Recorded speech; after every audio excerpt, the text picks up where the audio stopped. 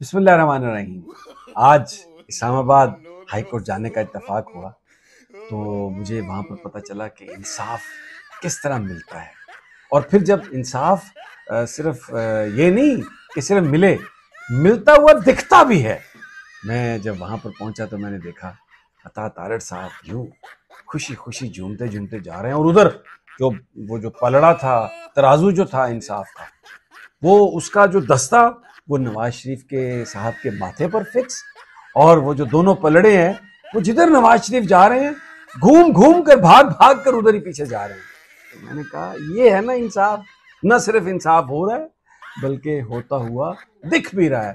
آج نہ کوئی اعتراض، نہ کوئی چھٹی والے دن کا معاملہ۔ وہ 50 روپے کے اسٹامپ پہ گئے تھے، اسٹامپ دینے والا وزیر اعظم بن گیا، اور جس کا اسٹامپ تھا وہ 4 سال کے بعد واپس آ رہا ہے۔ اور عرفان صدیقی صاحب میں یہ کہنے کا حوصلہ اور ہمت ہے کہ اس وقت نواز شریف نہیں، عدالت کٹہرے میں کھڑی ہے، عدالت درست فرما رہے ہیں۔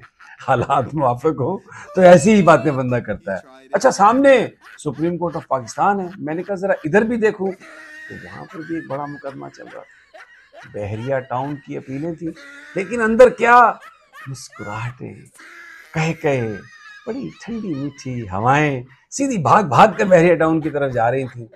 اور ابھی میں کچھ نہیں کہہ سکتا، میرے پر جلتے ہیں، لیکن جان کی امان اگر پاؤں تو عرض ضرور کروں گا تھوڑا فیصلہ آ جائے، سب کچھ بات کریں گے انشاءاللہ۔ لیکن بہرحال آج خوشی یہ ہے کہ جب انصاف ہو رہا ہے تو ہوتا ہوا دکھ بھی